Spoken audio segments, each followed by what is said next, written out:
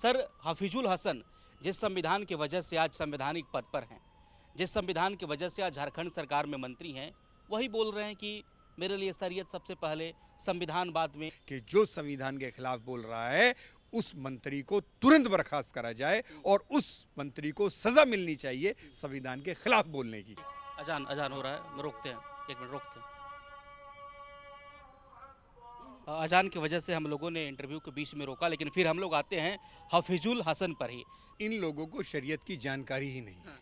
ऐसे लोग जिन देशों में शरिया कानून है, अगर वहाँ पर एक महीना तो रह लें, इनको पता लग जाएगा कि वहाँ पर हालात कैसे हैं। जाएं ना वहाँ पर, फ़िलिस्तीन में रहें, जाएं सीरिया में रहें, जाएं टर्की में रहें, जाएं और जो कंट्रीज़ हैं उनमें रहें, वहाँ पर पता लगेगा इनको इनकी औकात। ये यहाँ पर हिंदुस्तान में इनको पूरी फ्रीडम मिली हुई है कुछ भी भौंकने की। इस तरीके से जो ये भौंकते हैं, इससे क्या होता है कि जो आम मुसलमान है वो टारगेट पे आता है। दोस्तों नमस्कार। जब से देश भर में वक्फ कानून लागू हुआ है, तब से देश के अलग अलग हिस्सों में मुस्लिम समाज के कुछ लोग या मुस्लिम संगठन लगातार इस बिल के विरोध में, इस कानून के विरोध में लगातार प्रोटेस्ट कर रहे हैं, प्रदर्शन कर रहे हैं। लेकिन अब झारखंड के मंत्री हैं हफीजुल हसन, उन्होंने एक ऐसा बयान दे दिया है जिससे सियासत जो है गर्मा गई है। हफीजुल हसन ने कह दिया है कि मेरे लिए शरिया सबसे ऊपर है, संविधान बाद में। यानी कि हफीजुल हसन ने कह दिया कि मेरे लिए शरीयत सबसे बड़ा है, बाद में संविधान। इस बीच मुर्शिदाबाद में आप देख रहे होंगे बंगाल में क्या स्थिति है, लगातार वहां पर हिंसा भड़क रही है और तमाम वहां पर बवाल देखने को मिल रहा है। इसी संदर्भ में हम बात करेंगे कि वक्फ बिल के खिलाफ क्यों इतना प्रोटेस्ट किया जा रहा है मुस्लिम समाज द्वारा, और जो हफीजुल हसन ने बयान दिया है, जो हफीजुल हसन ने कहा कि मेरे लिए शरीयत सबसे बड़ा है, संविधान बाद में, इसको लेकर हम समझेंगे। आज मेरे साथ खास बातचीत करने के लिए कमाल बाबर खान साहब हैं। सर, हफीजुल हसन मंत्री हैं झारखंड सरकार में, उन्होंने कह दिया कि मेरे लिए शरीयत सबसे बड़ा है, शरीयत सबसे ऊपर है, बाद में संविधान आता है। इस प्रकार के बयान आखिर ये सब क्यों दे रहे हैं लोग?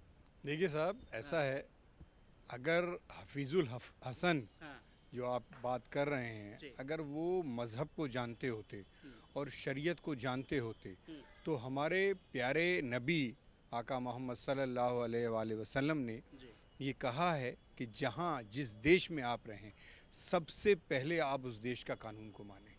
उसके बाद अगर कहीं कुछ ऐसा होता है कि टकराव होता है तो आपको देखना है, सबसे पहले आपको जो है वो कानून उस देश का मानना है जहाँ पर आप रह रहे हैं।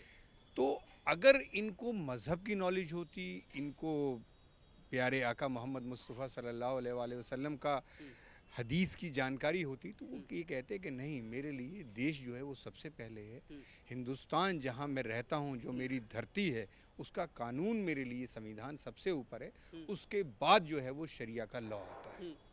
मगर इनको अपने मज़हब की जानकारी नहीं है। जो लोग शरिया शरिया चिल्लाते हैं, मुझे लगता है उनको शरिया की ही जानकारी नहीं है। ऐसे देश में जहाँ पर हिंदुस्तान में आपको पूरी आज़ादी है, हर तरह की आपको फ्रीडम है। अजान हो रहा है, रोकते हैं, एक मिनट रोकते हैं। अजान की वजह से हम लोगों ने इंटरव्यू के बीच में रोका, लेकिन फिर हम लोग आते हैं हफीजुल हसन पर ही। सर, हफीजुल हसन जिस संविधान की वजह से आज संवैधानिक पद पर हैं, जिस संविधान की वजह से आज झारखंड सरकार में मंत्री हैं, वही बोल रहे हैं कि मेरे लिए शरीयत सबसे पहले, संविधान बाद में। आप बात कर रहे थे, बात को पूरी करें। मैंने आपको बताया कि इन लोगों को शरीयत की जानकारी ही नहीं है। ऐसे लोग जिन देशों में शरिया कानून है, अगर वहाँ पर एक महीना तो रह लें, इनको पता लग जाएगा कि वहाँ पर हालात कैसे हैं। जाएं ना वहाँ पर, फ़िलिस्तीन में रहें, जाएं सीरिया में रहें, जाएं टर्की में रहें, जाएं और जो कंट्रीज़ हैं उनमें रहें, वहाँ पर पता लगेगा इनको इनकी औकात।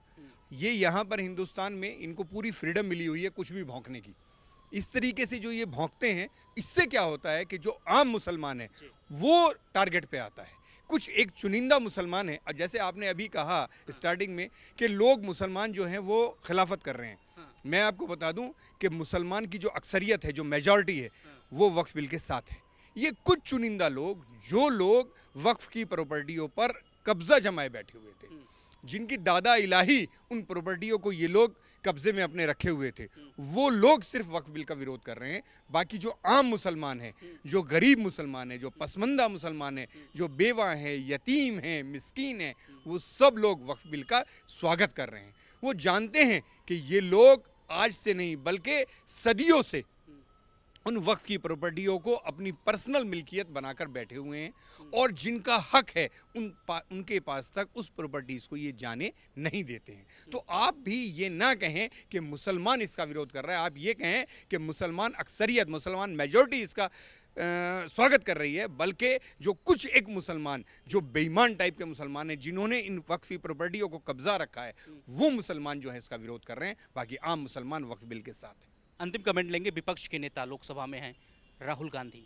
हमेशा आप उनको देखते होंगे कि संविधान की बात करते हैं, पैकेट में संविधान को लेकर घूमते हैं, सार्वजनिक मंच पर संविधान को दिखाते हैं, लहराते हैं।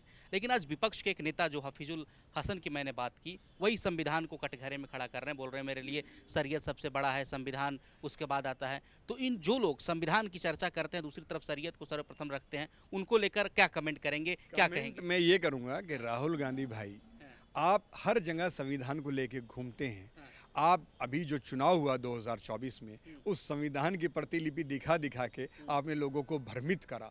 और इस तरीके से जब आप ही का एक मंत्री, क्योंकि वहाँ पर जो समर्थन है जेएमएम को, वो कांग्रेस का है, तो आप जब संविधान के इतने बड़े रक्षक बनते हैं तो सबसे पहले आपका कमेंट ये आना चाहिए था कि जो संविधान के खिलाफ बोल रहा है उस मंत्री को तुरंत बर्खास्त करा जाए और उस मंत्री को सजा मिलनी चाहिए संविधान के खिलाफ बोलने की। तो अगर आप ऐसा नहीं कर सकते हैं तो अब जनता खुद जान जाएगी कि आप संविधान की जो दुहाई देते हैं वो सिर्फ आपका ढोंग है, परपंच है, बाकी आप खुद संविधान के खिलाफ काम करते हैं।